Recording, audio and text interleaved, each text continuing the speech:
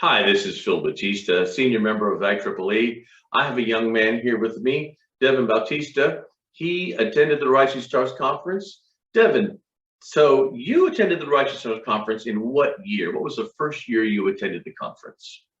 It was January 2019. Okay, great. Now that was your first time attending the conference. What made you decide that you wanted to attend the Rising Stars Conference? Well, just to get the quick disclaimer out of the way, you did push me a bit to go, but that's just because I had a bit of commitment anxiety.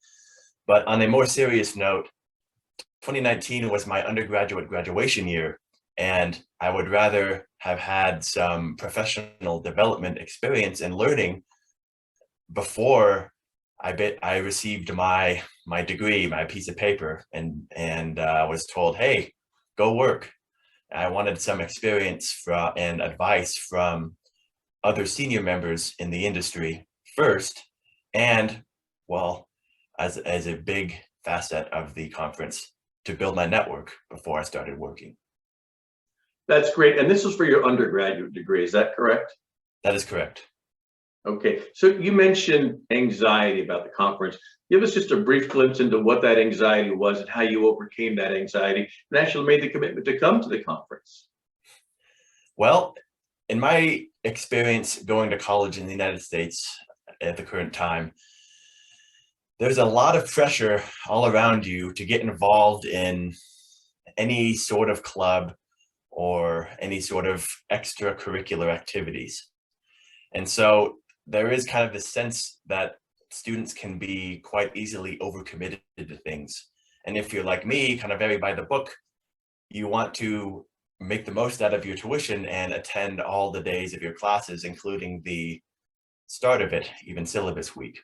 And so a lot of my personal anxiety came from not wanting to miss class, which I think a lot of students feel just because they don't want to miss anything and play catch up at the beginning of the year. But also just out of overcommitment, a lot of them, when they're first starting to attend this conference, they've already done the first 1 or 2 years of school. And so they've already joined these other organizations. And just kind of from my perspective, they're like, well, here's this other new thing. I don't know if I have the time and energy and resources to commit to this other thing on top of all the other stuff that I'm worried about, extracurricular and curricular. And so that's where a lot of my anxiety came from, was missing classes on the first week, because that's when the conference usually lies in the spring semester, if you're in the semester system, and just generally overcommitment from other organizations that one is part of. And those are all fair points. And I think, we all want to do the best we can. And, there's a big, probably this unknown of whether or not if I miss class, I mean, these are teachers that you probably haven't met yet, professors that are new to you, and it's a new semester, so you want to make the best impression. You don't want to start off missing class, right? So that makes sense. If your instructor had said, if you had asked your instructors, if you knew them, and you had said, hey, teacher, I know I'm new to your class, but there's a conference, it's an IEEE sponsored conference. I know it's the first couple of days of class. Would you have felt comfortable asking them this, or were you apprehensive about asking this question? If I was aware that my professor wanted, or rather encouraged their students to attend conferences like this, I think that would have been a very substantial factor in the decision to attend the conference. Well, and it's very natural, right? I mean, you went to our Fulton Schools of Engineering, as an honor student, right? So, I mean, you're expected to do well, you're expected to start off well, right? So would it surprise you to know that in interviewing some of the faculty and professors and the leaders at these universities across the US, that they would not only allow their students to go, but they actually would encourage them to go for the reasons that we're going to talk about here in a little bit? That's something that's probably not well known. And then again, a question unanswered is a question unasked, right? So I'm going to ask you what your top 3 things are of why you think someone should come to the Rising Stars. What are the top 3 benefits as a student, graduate, undergraduate? What are the top 3 things that you think a student could benefit from by coming to the conference? That's a good question. So the Rising Stars Conference, a lot of people don't really have an idea of why it's called the Rising Stars Conference. You know, Rising Stars, we, the students, we are the rising stars of the industry, and the conference's goal is to support those rising stars and encourage them and give them the resources they need to thrive and grow as they enter the industry. And so the conference at a general level provides those resources and opportunities to the rising stars of the industry, that being the professional students and other people that may be in school or at the age of where you would be doing school. And so more specifically though, there's a lot of opportunity. You may have heard the saying that success is the meeting point of opportunity, where opportunity meets preparation. A lot of students are trying to prepare for entering the industry by attending school and doing extracurricular activities. Now, the conference provides such workshops that also help students prepare for the industry, such as resume workshops or even more technical workshops. I helped Phil run some amateur radio and electronic workshops in the past. But not only does the conference provide that sort of preparation, but it also provides the opportunity for the students to use their preparation. And I'll get to this later, but there are very senior recruiters and professional people that work in the industry that also attend the conference and help sponsor the conference, where students can get jobs from the conference. So really, it's kind of setting them up for success. You have the preparatory workshops and you have the opportunity to get an internship or something greater. And so I'd say that that is the kind of shining point of the conference, is that it has those two facets of success at the same time, if that makes sense. It absolutely does. And as you mentioned, there are high-tech companies that attend the conference as sponsors that are actually looking to recruit young professionals, undergraduate students. And you actually met one of those and was able to find an opportunity, I think. You were able to actually find an opportunity for an internship. Tell us about that process and how that went. Okay, so right now I'm currently a scientist at Los Alamos National Laboratory in Los Alamos, New Mexico. And the way that I got where I am today is pretty much directly related to the Rising Stars Conference. And so I had heard about Los Alamos while I was in school doing my undergraduate from Phil, because he had contracted there before. And he's telling me how cool of a place it was. And I'm very tinkery. I like working with stuff in a laboratory setting. So that really appealed to my, it really piqued my interest. But at the time, I was like, that is so far removed from where I am. There's no way I could work at a place like that with such a history and such a rich history of that impacted the world, really, in the 40s. And so when I attended the conference, that was the first year that Los Alamos had a recruiting table there, unbeknownst to me and my brother Trevor. And so during the first night of the conference, there was a resume workshop.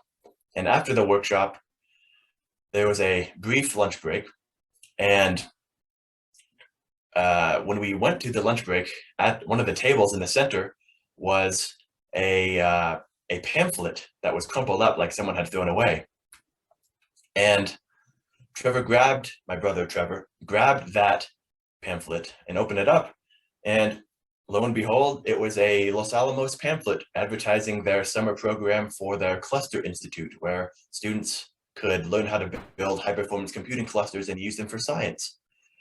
And Trevor and I were very interested in building systems like that at the time. And so we were surprised to know, well, one, we learned that there was a table there, and two, we learned that they were offering a program that we like to do. Hence that opportunity meets preparation. And so Trevor and I, we went over to the table and we put it mildly schmoozed with them, the recruiters, for over an hour, maybe a couple hours. Handed them our resumes and talked about the stuff that we were doing, the stuff that they were doing. And it was a very great conversation. And after the conference, you know, we kind of went our separate ways, and Trevor ended up, both of us ended up applying for that program. And at that point, all the slots were filled up. Well, so we heard. And so my brother, he asked the person in charge of that program, you know, I know you guys are full, but what should I do to prepare for next year? I really want to get into this program next year. And actually the recruiter said, hey, there's a couple spots open. Put your application in. And so we both did. There was one spot left. And so Trevor got into that program, but I did not. So I was scrambling to prepare my resume for another electrical engineering position, because I didn't, you know, Trevor and I were twins. We didn't want to spend the summer without each other, of course. And so I was just preparing my resume. I didn't think I was qualified for this position. I didn't even make any contact with Los Alamos. But 2 weeks later, after my brother got into that program, I got a call from two men from Los Alamos asking if I wanted to interview for this internship position that was not the cluster program, but it was all in high performance computing. And I, of course, said, absolutely. Even if I didn't think I was qualified, absolutely, I would want to interview for that.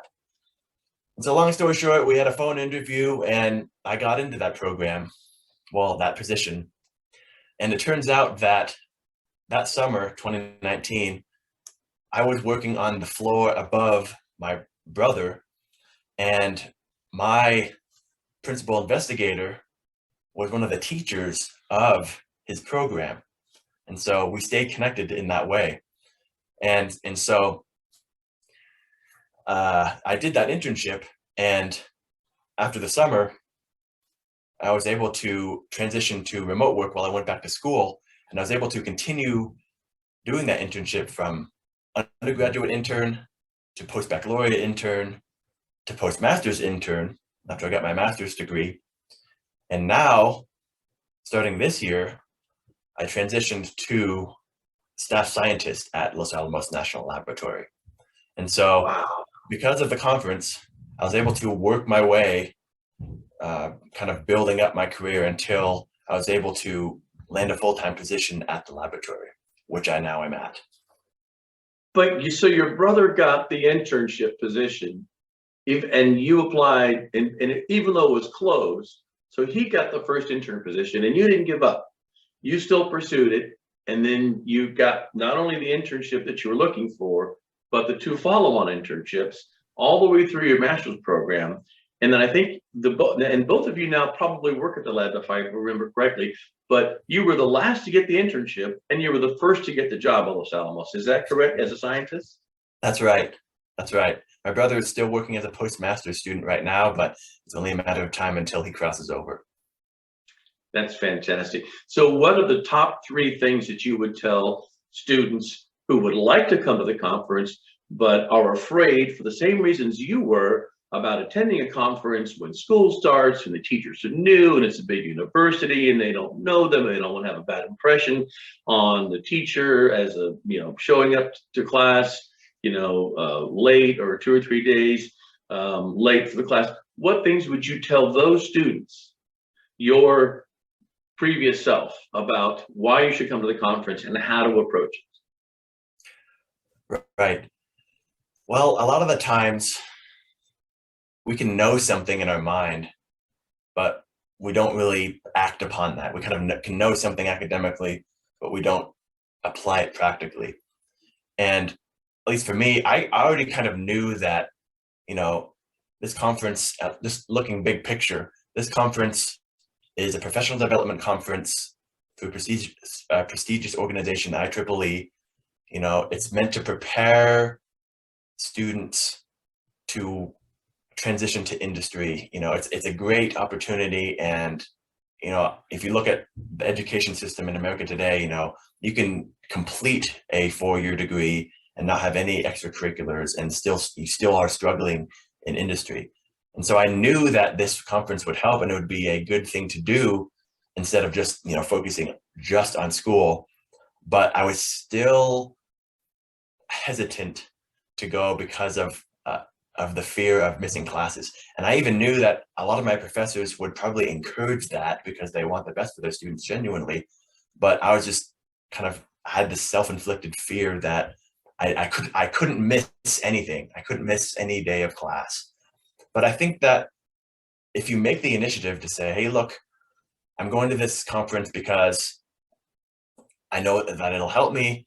You know, professor, please, if there's anything that's important the first week of school, you know, I'm willing to make it up. I'm willing to do what it takes to not play catch up later, help me prepare for this. I think if you make that initiative, you know, if they're a good professor, and they want the best for you, then they'll say, absolutely, let's make this happen. You know, that's their job really, is to prepare the next generation of students. And so just getting past that self-inflicted fear, you know, the professors, the good ones, they really do want the best for you and they really want to prepare you. And so if you make that initiative to kind of, well, one, get to know them, and two, make the initiative to say, hey, look, I need to miss this class for this kind of ulterior purpose that's very important, but I'm willing to not just shrug it off, but make it up later or just prepare so I don't miss anything. I think they'll understand. And, you know, sometimes you have to see bigger picture. You know, you're going to school, you're paying this money, but for what purpose? You know, some people just, okay, I just want to get a job. For other people, okay, I want to learn about this field so I can later work in it. You kind of have to see that big picture, you know, and this conference is kind of a stepping stone. That's a pretty solid stepping stone in that path for you. So I think that's Absolutely. The biggest thing that I would say for students that were in my position as well. So you're saying, don't be afraid to ask, see the bigger picture, and don't take no for an answer. Sounds like that's, you know, in summary, really the key elements here. And again, from the networking perspective, from the educational perspective, and as a matter of fact, we had a VE session because you're a ham radio operator, and at the time you were a general class. And we actually had, from an educational perspective and a certification perspective, an opportunity for you to study for and take the VE exam and elevate your amateur radio status from a general class to an extra class. And you're able to do that along with a couple of others. So yeah, there's some great opportunities, great networking, great learning, and it's a great, as you say, great to help prepare yourself for the professional world in which we live and work. Thank you very much for your time. Now, you also volunteer.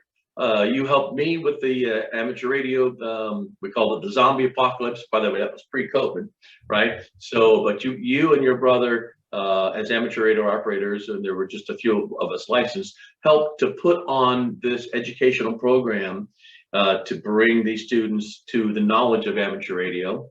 What would you say about volunteering? Do you think it's worthwhile? And if so, why do you volunteer, by the way? Well, there's a few reasons I could think of. One of the more selfish reasons is oftentimes you get a discount on your conference entrance. But on a more altruistic note, it opens up another tier of opportunities. You know, a lot of people don't think about developing their soft skills explicitly. They think about focusing on something technical because those are the things that are sometimes overemphasized during interviews. But I think that you develop your soft skills through pursuing technical means. And when you volunteer for a conference, you're being put into this almost leadership position. You're directing people, you're managing different projects or events, which are very valuable. That's something that's really not really done a lot in school, but is done very often in industry. No matter where you work, really, there's some sort of management, or you have to communicate with people, which communication is a very, very undervalued skill, but it's very important and pertinent through no matter what you do. And like I said, you get a lot more opportunities to interact with, people that are running the conference, and you can help build your network by interacting and doing things for those people. And so, and those are valuable things to take with you, no matter where you go, no matter what path you choose to take. And so that's kind of the biggest thing that I would say, at least from my perspective, that you could get from volunteering. Well, as a matter of fact, you mentioned about being thrust into a leadership position. One of my mentors, Carolyn Andrews, actually presented at the conference about leadership and about what it takes to be a leader, and about the fact that we're all leaders in some capacity. For all of us, there's always someone that's looking up to us to see what we're doing and how we're doing it, right? You don't need to have a title. You don't need to have these certain responsibilities. We are all leaders, but as you've mentioned, being involved in the conference and giving back, you're thrust into oftentimes leadership positions that you wouldn't otherwise be as simply an attendee. So thank you very much for your time. And by the way, as a reference point, when you talk about attending a class, a couple of days into the semester, this was pre-COVID. When you were considering going or not going, there was no remote option. It was be in class, your butts in seats, right? So that was the context in which you were making a decision about to go or not to go. It's different in today's society, right? Number one, we've got remote opportunities for learning, and in addition to that, we've got remote opportunities to attend the conference. So this year, last year we had a virtual conference, or we called it a global conference. This year is a hybrid conference. So you can go to the conference, but you can also attend virtually. So I'll put a link here, by the way, in this video to register for the conference and attend it virtually or in person. Devon, thank you so much for your time. Best of luck in Los Alamos. It's great to be a part of the history of where we are today with the developments at Los Alamos National Laboratories. Thank you for your time. Thank you for having me.